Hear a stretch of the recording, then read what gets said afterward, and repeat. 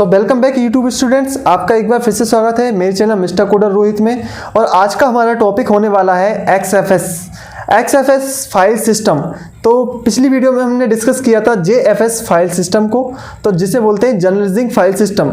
और आज की वीडियो में हम फाइल सिस्टम का एक दूसरा टाइप देखने वाले हैं, XFS file system, extends file system. तो इसको जानेंगे ये इसकी क्या खास बात होती है और इसका कब यूज़ किया जाता है फाइल सिस्टम में, ठीक है, लाइनक्स फाइल सिस्टम में। तो फाइल सिस्टम इन लाइनक्स के अंदर एक्सएफएस फाइल सिस्टम के बारे में आज बात करने वाले हैं। तो सबसे पहली चीज़, what is XFS file system. तो एक्सएफएस एक्सटेंड्स फाइल सिस्टम, तो नाम का इसका फुल फॉर्म क्या हो गया, एक्सटेंड्स फाइल सिस्टम। ये क्या है, 64 बिट का high performance journalising file system है, यानी हाई परफॉर्मेंस वाला ये जर्नलाइजिंग फाइल सिस्टम है फॉर लाइनक्स के लिए, लाइनक्स यूजर्स के लिए। It was internally created by silicon graphics, यानी सिलिकॉन ग्राफिक्स के लिए क्रिएटेड किया गया फॉर इट्स IRIX OS, यानी ये वाला ऑपरेटिंग सिस्टम के लिए स्पेशली इसको क्रिएट किया गया था। But the code was later donate to Linux, इसके कोड को बाद में लाइनक्स को डोनेट कर दिया गया। जैसे कि हमने बात की थी, लाइनक्स के डिफरेंट टाइप्स हैं हमारे पास फाइल सिस्टम के, XFS file system, set file system, butter FS, JFS, extend 4, 2, 3 और राइजर एफएस। जिसमें से हमने एक्सटेंड फाइल सिस्टम के बारे में पीछे वीडियोस में बात कर चुके हैं, जेएफएस के बारे में भी बात कर ली है, और अब हम बात कर रहे हैं एक्सएफएस के बारे में। तो एक्सएफएस में हमने जान लिया XFS stand for extends file system, और ये सबसे हाई परफॉर्मेंस वाला जर्नलाइजिंग फाइल सिस्टम है। मेन चीज़ ये जर्नलाइजिंग इसमें अवेलेबल है, और इसकी और डिटेल्स जानते हैं। तो मेन फीचर्स इसके क्या है एक्सएफएस के। तो XFS supports Meta data journalising विच फैसिलिटी क्विकर क्रैश रिकवरी, यानी इसकी क्या होती है, क्रैश होने पर जब आपका पीसी क्रैश हो जाता है या अनफॉर्चुनेटली ऑफ हो जाता है, तो उस समय ये हमारी हेल्प करती है उस पीसी का डाटा जो कैश मेमोरी है उसको रिटर्न बैक करने में, या फिर हम जो प्रोग्राम्स रन कर रहे हैं उनको दोबारा से रन करने में उसी सिचुएशन पर जिस पर हमारा पीसी शट हुआ था उस टाइम पर। तो ये जर्नलाइजिंग कहलाती है। उसको हम चेक करते हैं क्या है। तो the XFS file system can be defragmented and enlarge well mounting and active, यानी कि जब माउंट करता है, जब एक्टिव होता है, ये क्या डिफ्रेगमेंट भी कर सकता है अपनी फाइल्स को।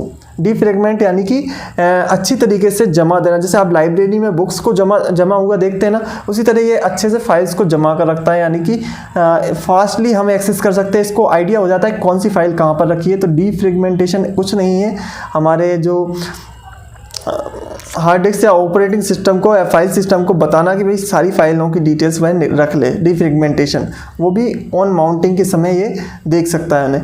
इन addition Red Hat Enterprises Linux 7 support backup and restore utilities, यानी ये बैकअप और रिस्टोर को भी सपोर्ट करता है यहाँ पर, स्पेसिफिक टू एक्सएफएस की तरह, ठीक है, एक्सएफएस, ठीक है।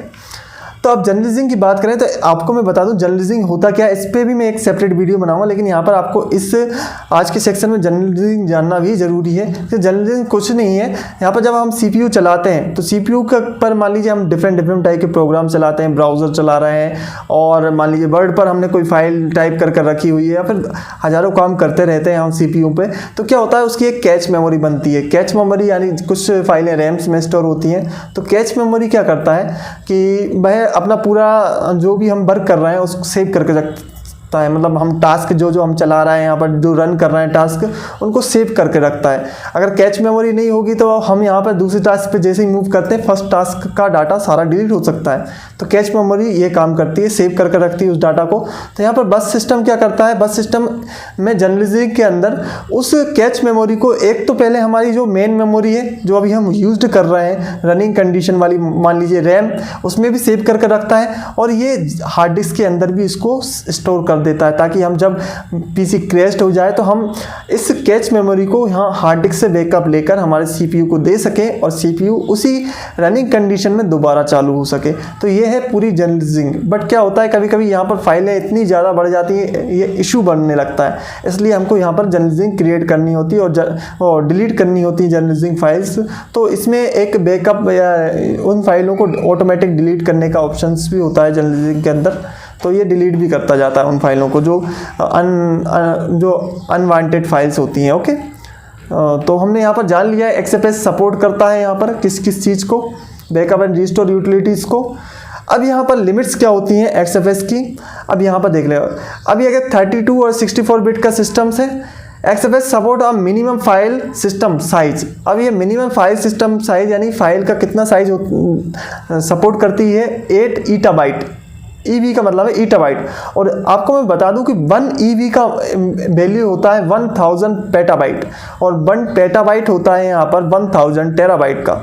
तो 1000 टेराबाइट का 1 पेटाबाइट होता है और 1000 पेटाबाइट का 1 ईटाबाइट होता है। तो यहाँ पर हम 8 ईटाबाइट की यानी 8000 पेटाबाइट या फिर मान लीजिए 8000 इंटू 1000 टेराबाइट की हम यहाँ पर फाइल क्रिएट कर सकते हैं, जो कि काफ़ी लार्ज ऑफ अमाउंट है फाइल का।